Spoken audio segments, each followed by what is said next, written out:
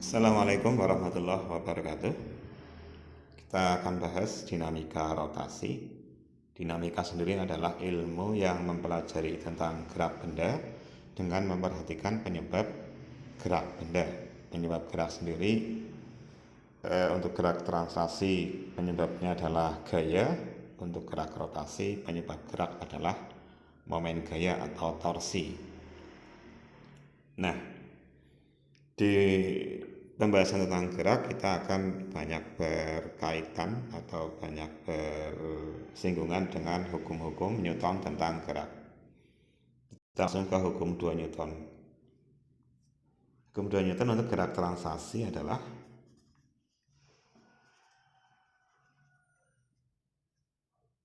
untuk gerak translasinya atau gerak menggeser itu jumlah atau resultan gaya akan sebanding dengan massa dan percepatan yang dihasilkan. Sigma F sama dengan MA. Nah, analog dengan pada gerak translasi, maka pada gerak rotasinya atau berputar itu hukum 2 Newtonnya akan secara matematis dituliskan sebagai sigma, F-nya menjadi torsi atau M-nya menjadi momen inersia, I dan A-nya menjadi alfa gitu. Jadi seperti yang kemarin kita sampaikan bahwa ada kemiripan atau analogi antara gerak translasi dengan gerak rotasi, di mana F itu untuk gerak translasi akan menjadi torsi, massa akan menjadi momen inersia, kemudian kecepatan akan menjadi kecepatan sudut, percepatan akan menjadi percepatan sudut gitu. Kemudian ada momentum menjadi momentum sudut gitu. Jadi ada analogi antara besaran translasi dan besaran rotasi. Translasi menggeser, rotasi berputar. Untuk contoh soal seperti ini, ada benda bermassa 2 kg. Ini berupa silinder pecel. Ya, silinder pecel. Jadi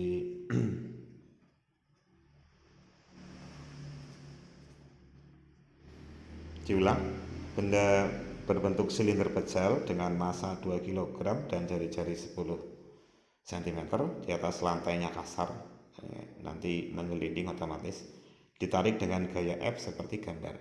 Gayanya sendiri 25 Newton dan gaya itu membentuk sudut 53 derajat terhadap garis horizontal. Pertanyaannya adalah berapakah percepatan linear roda, silinder, dan yang kedua berapakah energi kinetik roda setelah 5 sekon. Nah, kita jawab untuk model seperti ini, maka kita uraikan gayanya. Gaya-gaya yang bekerja ada F 53 ini tadi, 53 derajat. Kemudian gaya-gaya yang perlu digambar adalah ada otomatis ini nanti karena dia di lantai kasar ditarik dengan gaya F ke kanan, maka ada gaya gesek ke kiri gitu kan, gaya gesek ke kiri, sebut saja FG, gaya gesek. Terus sebenarnya ada gaya normal, ada gaya berat, tapi untuk menyederhanakan masalah, gaya normal dan gaya berat kita tidak perlu gambar. Yang kita perlu gambar adalah ini, F ini karena dia tidak tepat pada sumbu X dan Y, F-nya kita uraikan ke sumbu X. Ini kita namakan Fx. Jadi komponen gaya F pada arah sumbu X dan kita gambarkan F pada sumbu Y. Sana Fy, kalau ini 53 otomatis ini juga 53 derajat karena sudut dalam berseberangan. Kalau mau lebih komplit ya ini digambar. Ada gaya berat ke bawah, terus ada gaya normal ke atas. Twin pitch ini gaya normal ke atas. Gaya normal gambarnya dari bawah sini sampai ke atas. Nah, setelah diuraikan, kita cari dulu fx itu berapa kali f-nya sih. Nih, kalau cari fx kita pakai segitiga bawah, ada sudut 53, ada sisi di samping sudut yaitu fx, dan ada sisi miring di samping dan miring. Samping dan miring kita kaitkan dengan kaidah cos sami kan ya, cos samping bagi miring. Maaf, ini cari fx nya pakai kaidah cos samping bagi miring, berarti cos 53 derajat, sampingnya adalah fx, miringnya adalah f, sehingga fx akan sama dengan, ini pindah ruas, f dikalikan cos 53 derajat. Kalau dimasukkan f nya tadi 25 Newton, berarti 25 kali 0,6 sama dengan 15 Newton. Itu fx nya. Bagaimana cari fy? Fy itu nih pakai segitiga yang atas, ya kan? Ada sudut 53, ada sisi miring, ada fy. Fy adalah sisi di depan sudut, di depan miring. Depan bagi miring adalah kaidah sin demi depan bagi miring. Pakai sin demi depan bagi miring, sin 53 sama dengan depannya tadi adalah fy, miringnya adalah f, sehingga fy akan sama dengan pindah ruas f dikalikan sin 53, dimasukkan 25 kali 0,8 berarti 20 Newton. Itu fy nya. Jadi fx sudah ketemu, fy sudah ketemu. Oke, kita lanjutkan untuk menjawab pertanyaan A, yaitu berapakah percepatan linier. Kita gunakan hukum 2 Newton.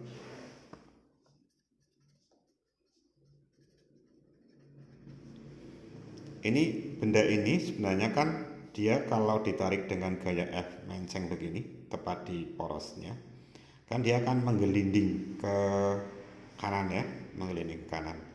Menggelinding itu, benda menggelinding itu dia berarti melakukan dua jenis gerak sekaligus, yaitu gerak menggeser karena geser ke kanan, atau gerak translasi, dan sekaligus dia berputar, berotasi. Jadi menggelinding itu ada dua jenis gerak, yaitu translasi dan rotasi, menggeser dan berputar. Menggesernya ke kanan, berputarnya pada sumbunya, dalam hal ini berarti searah jarum jam. Sehingga hukum 2 Newton itu kita pakai untuk dua jenis gerak ini. Untuk jenis gerak translasinya, translasi atau menggeser, berarti berbunyi sigma F sama dengan M kali A. Nah, karena gerakan benda pada arah horizontal ke kanan, maka gaya-gaya yang masuk ke sigma F ini ya gaya-gaya yang horizontal. Ada dua gaya yang mendatar atau horizontal, yaitu gaya Fx dan Fg. Fx kita nilai positif karena searah dengan gerak benda atau searah dengan percepatan. Fg negatif karena berlawanan dengan arah gerak benda. Sehingga sigma F-nya diisi dengan Fx dikurangi Fg sama dengan M kali A. Diulang, Fx itu positif karena dia searah dengan arah gerak benda atau arah percepatan. Masukkan Fx-nya adalah 15 min Fg-nya kita belum tahu, sama dengan masanya 2 kg, percepatannya kita juga belum tahu, sehingga kita anggap saja ini persamaan 1. Nah, berikutnya kita gunakan tinjauan hukum 2 Newton, tapi untuk jenis gerak rotasi atau berputarnya. Sehingga hukum 2 Newton akan berbunyi sigma torsi sama dengan I kali alfa. Kita lihat di sini. Gaya F tepat bekerja pada poros, sehingga F ini tidak menghasilkan torsi. Fx juga tidak ada torsinya, Fy tidak ada torsinya, karena tepat pada porosnya. W juga tidak menghasilkan torsi karena dia bekerja pada arah porosnya. Begitu juga gaya normal tidak menghasilkan torsi karena dia tepat bekerja di porosnya atau pada garis R-nya, pada garis porosnya. Nah, jadi semua tadi lengan momennya 0. Yang punya torsi itu hanya Fg, karena dia ada lengan momennya nih. Ada lengan momennya. Ini kan garis gaya Fg ke sana. Lengan momennya kan dari poros ke sini kan. Ini lengan momen. Sama dengan jari-jari silinder. Sehingga untuk memasukkan sigma torsi ini kita hanya punya satu torsi yang dihasilkan, yaitu torsi dari gaya gesek. Karena hanya gaya gesek ini yang menghasilkan lengan momen. Nih, ada jarak antara poros ke Fg. Kalau lainnya kan nggak ada nih, alias R-nya 0 lah. Nah, jarak antara gaya dengan porosnya. Sehingga kita masukkan hanya data satu torsi, yaitu torsi dari gaya gesek. I-nya untuk silinder bejal,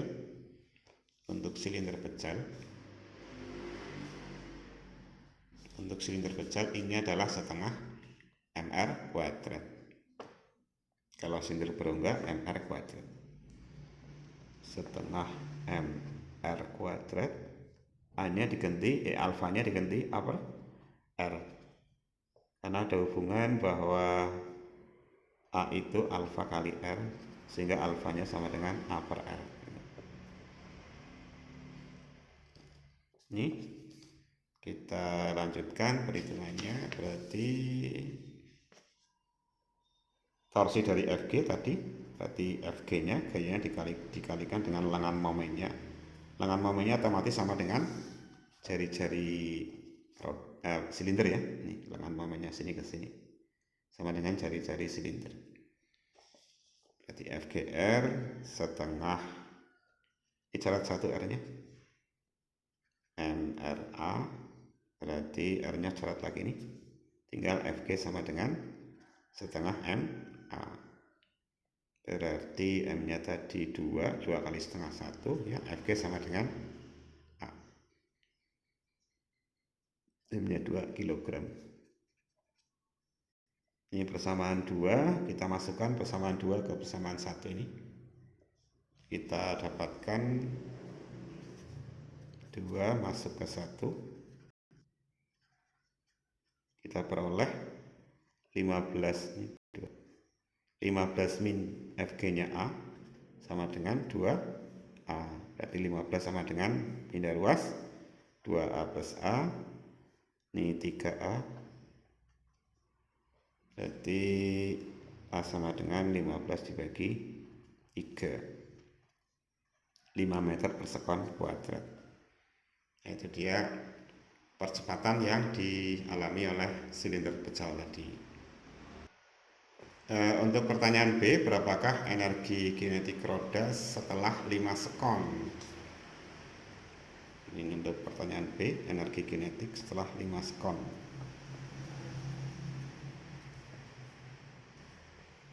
Energi kinetiknya, karena silinder tadi kan menggelinding ya, jadi dia memiliki dua jenis gerak, yaitu translasi dan rotasi. Sehingga energi kinetiknya pun ada dua jenis, yaitu energi kinetik translasi, gesernya, dan energi kinetik rotasi berputarnya.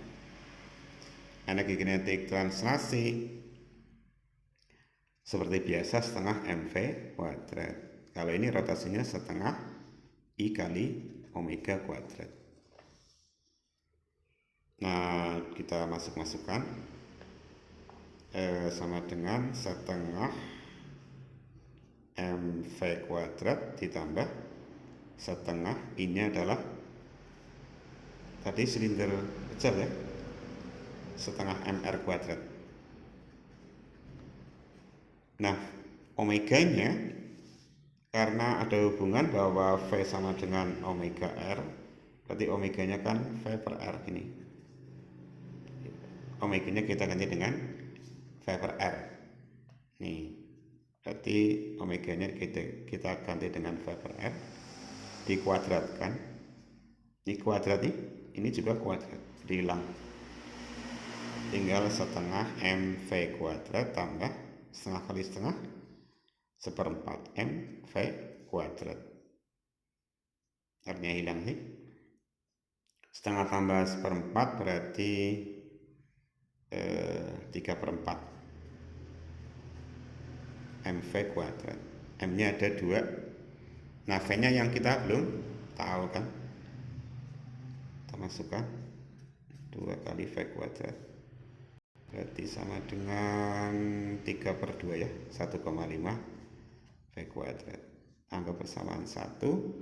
Berarti langkah berikutnya adalah mencari V atau kecepatan setelah 5 detik, 5 sekon. Tadi karena benda ditarik dengan gaya sehingga dia mengalami percepatan, maka jenis geraknya adalah gerak lurus berubah beraturan GLBB. Kalau kita menghitung kecepatan pada suatu saat dengan menggunakan persamaan GLBB, kita bisa pakai persamaan nih VT V0 ditambah AT, karena ada 3 persamaan GLBB itu. Nah, ini persamaan yang pertama kita pakai, VT sama dengan V0 plus AT. Kita masukkan V0 nya 0 karena mula-mula diam, benda kan tadi mula-mula diam, hanya tadi 5, T nya adalah 5, sehingga sama dengan 25 meter per sekon. Jadi persamaan ini sekarang bisa dihitung. Persamaan 1 menjadi berarti Eka sama dengan 1,5 kali 25 dikuadratkan. 1,5 kali 625 ya. Berapa nih? 937,5. Energi kinetik satuannya joule gitu. Itu untuk soal contoh soal untuk hukum 2 Newton ketika bendanya menggelinding. Jadi dia melakukan 2 jenis gerak sekaligus, translasi dan rotasi. Kita lanjutkan untuk contoh soal untuk nomor 2. Ada katrol ini. Katrolnya berbentuk silinder kecil bermasa 2 kg dan jari-jari 10 cm. Ini katrolnya. Terus dua benda dihubungkan melalui katrol dengan setas tali. Benda satunya 1 kg, kita sebut saja ini M1. Benda 2-nya 4 kg M2. Pertanyaannya yang pertama, berapakah percepatan linear sistem? Jadi ini kan akan berputar gitu kan. Si M yang M2-nya akan turun, ini akan naik gitu. Dia akan berputar atau bergerak dengan percepatan tertentu. Yang B, berapa gaya tegangan tali atau gaya tegang tali? Nah, jawabannya begini. Kita gambar gaya-gaya yang bekerja pada sistem ini. Di sini ada W2 ke bawah. Di sini ada W1 berat benda 1 ke bawah. Kemudian di sini ada gaya tegang tali ini. Karena talinya kan ditarik, sama aja ditarik ke bawah. Ini juga narik ke bawah, sehingga di talinya ada gaya tegang, namakan T2. Di sini juga ada gaya tegang. Jadi kita memperhatikan katrol karena katrolnya dianggap kasar ya, ikut berputar dan punya massa tertentu. Sehingga di sini ada tegang tali juga, bekerja pada katrol, arahnya ke bawah. Gaya tegangnya ke bawah, gaya tegang tali di sini ke atas. Ini bekerja pada M2, T2 yang atas ini bekerja pada katrol. Demikian pula di sebelah kiri, talinya akan tegang sehingga ada gaya tegang tali. Ada T1 ke atas, ini bekerja pada M1, dan di katrol ada T1 arahnya ke bawah gini, T1 ke bawah. T2 dengan T1 samakah? Tidak sama. Justru perbedaan T2 dan T1 inilah yang menghasilkan katrol berputar karena ada sigma torsinya. Jadi untuk kasus ini tegangan tali di kanan dengan tegangan tali di kiri tidak sama, kecuali dianggap bahwa katrolnya licin sehingga katrol tidak berputar gitu. Nah, untuk menghitung percepatan linear system kita gunakan hukum 2 Newton ya, masih hukum 2 Newton untuk yang A. Hukum 2 Newton.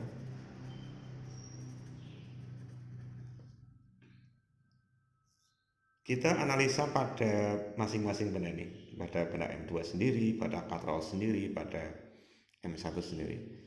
Misalnya kita mulai dari M1 ya, kita mulai dari M1. Jenis gerak dari M1 adalah translasi atau menggesernya ke atas. Jika ini ke bawah ini, M1 akan ke atas. Katrolnya berputar atau berotasi searah jarum jam. Gitu. Kembali ke sini, hukum 2 Newton pada M1, jenis geraknya adalah translasi atau menggeser, sehingga hukum 2 Newtonnya sigma F sama dengan MA. Pada M1 ada 2 gaya yang bekerja, yaitu T1 dan W1. T1 kita kasih harga positif karena searah percepatan. Ini searah karena dia percepatannya ke atas. T1 min, W1 negatif karena berlawanan dengan arah percepatan, sama dengan M1A. T1 belum tahu, W1 nya kita masukkan saja persamaannya M1 kali G M1A. Berarti T1 sendirian sama dengan M1A ditambah M1G gitu. Anggap persamaan 1. Selanjutnya ini yang pertama, yang kedua hukum 2 Newton pada M2, pada M2 ini. Geraknya translasi apa rotasi? Translasi kan? Translasi ya, ke bawah, geser ke bawah. Ini jenis geraknya adalah translasi atau menggesernya ke bawah. Nah, untuk benda M2, gaya-gaya yang bekerja adalah W2 dan T2. Siapa yang positif? W2, karena searah dengan percepatan nih. Percepatannya ke bawah, sehingga W2 yang kita kasih harga positif. Jadi, sigma F sama dengan M kali A, ini diganti dengan W2 min T2 ini sama dengan M2 kali A. Jadi kalau T2 sendirian sama dengan, ini langsung diganti M kali G ya, yaitu M kali G, massa kali gravitasi. T2 akan sama dengan M2G, ini M2 ini M2 ya. Oke. Berarti dikurangi M2A gitu. Anggap saja persamaan 2. Kita lanjutkan berikutnya pada katrol. Jadi hukum 2 Newton pada katrol. Tentu katrol berputar sehingga jenis geraknya rotasi. Jenis geraknya rotasi atau berputar. Sehingga hukum 2 Newtonnya berbunyi sigma torsi sama dengan I dikalikan alfa. Ada berapa torsi yang bekerja pada katrol? Ada 2, yaitu torsi dari T2 dan torsi dari T1. Masing-masing ada lengan momennya nih. Ini lengan momennya sama dengan jari-jari katrol. Ini juga. Jadi T2 dan T1 menghasilkan torsi karena ada lengan momennya. Nah, siapakah yang positif? Yang positif adalah torsi dari T2. Kenapa dihargai positif? Karena torsi dari T2 menghasilkan putaran yang searah jarum jam, yang searah dengan arah percepatannya. Arah geraknya kan searah jarum jam, sehingga torsi dari T2 ini kita kasih harga positif karena searah dengan arah putaran katrol. Sehingga ini akan menjadi torsi dari T2 dikurangi negatif ya, torsi dari T1 sama dengan, jangan lupa untuk silinder pejal I-nya itu kan sebenarnya secara umum itu akan sama dengan kmr kuadrat ya. K itu nilai momen inersia. Jadi untuk misalnya silinder pejal itu K-nya ya setengah. K-nya setengah. Kalau bola pejal K-nya berapa itu? 5/4. Kalau silinder berongga K-nya 1 karena silinder berongga kan I-nya mr kuadrat sehingga K-nya sama dengan 1 ini. Ini disebut faktor momen inersia. Ini kita tuliskan saja kmr kuadrat. Alfanya diganti apa? Alfanya diganti dengan itu alfa kali R sehingga alfanya sama dengan A per R gitu. Coret satu ya. Oke, lanjutkan. Torsi dari T2 berarti T2 kali lengan momennya sama dengan R min torsi T1 kali R nih dengan momennya R tinggal KMR A. Semua suku ada R-nya sama-sama jari-jari katrol. Kita coret. Ketemulah T2 min T1 sama dengan KMA. Ini masa katrol ini. Masa katrol. Kita anggap persamaan berapa? 3. Sama 3. Sama 3. Nah, berikutnya kita punya 3 persamaan tadi. Jadi kalau kita masukkan persamaan 1 dan persamaan 2 ke persamaan 3, kita peroleh, saya tuliskan berikutnya persamaan 1 dan persamaan 2 masuk ke persamaan 3, kita dapatkan ini T1 nya berarti T2 dulu. T2 nya mana? Ini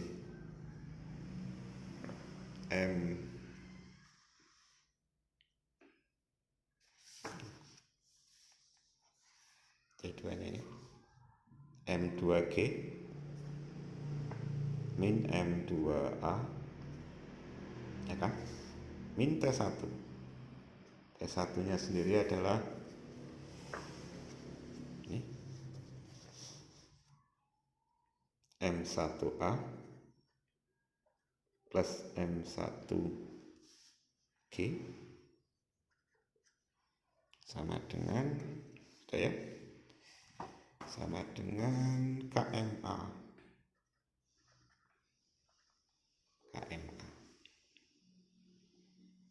Nah ini kan kalau dijadikan gini bisa nih M2G min A gitu kan, min M1 A plus G gini, sama dengan KMA.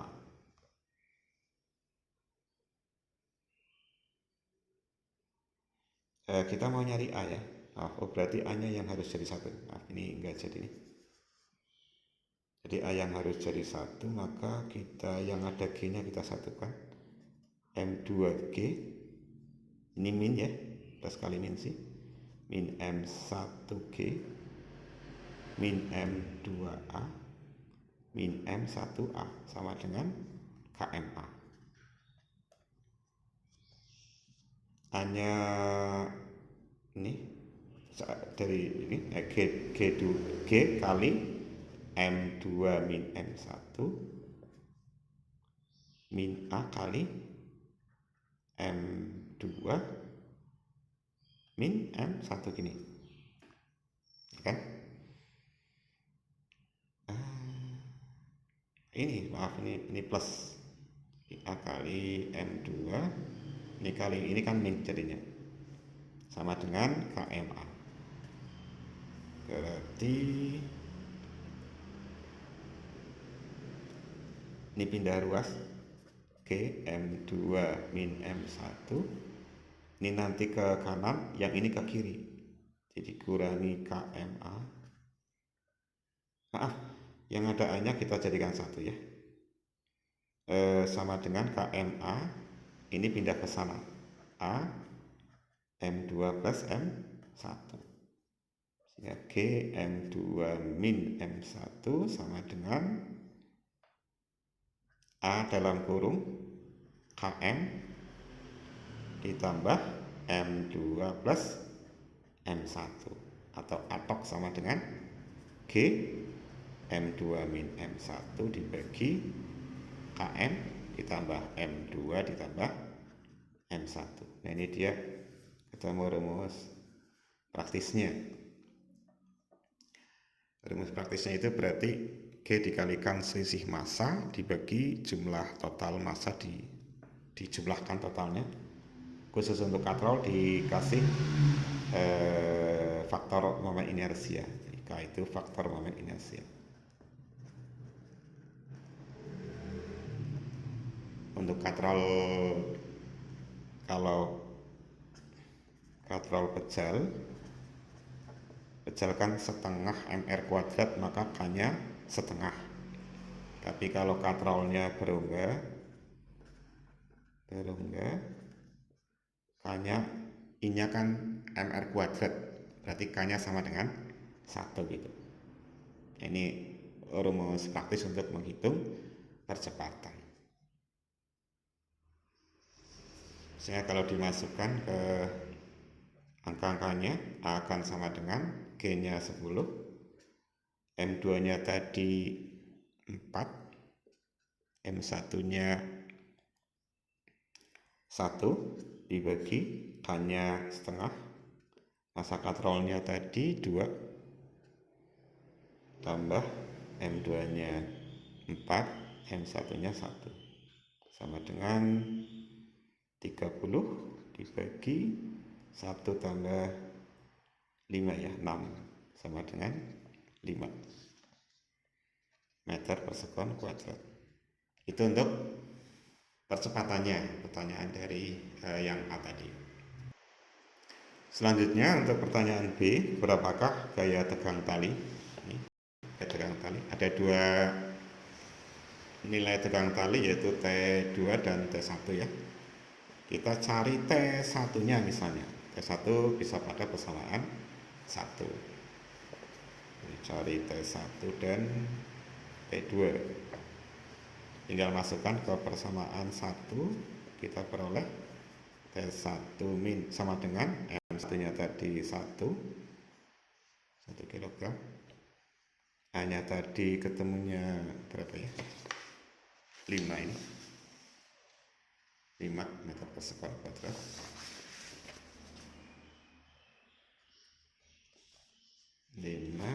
Terus kita tambah M1 nya 1 kali G nya 10. 5 tambah 10 15 Newton.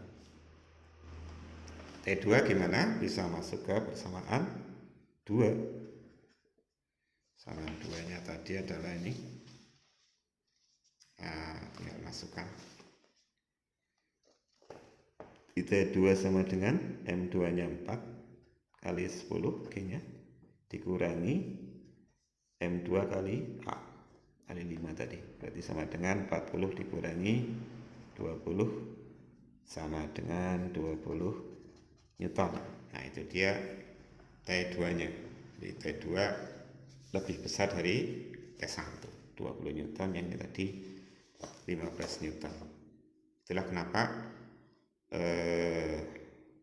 katrol bisa berputar, karena torsinya beda. Torsi T2 lebih besar dari torsi T1. Itu sekilas untuk hukum 2 Newton pada gerak translasi dan rotasi. Mudah-mudahan bermanfaat ya. Semoga semua sehat. Cukup sekian. Assalamualaikum warahmatullahi wabarakatuh.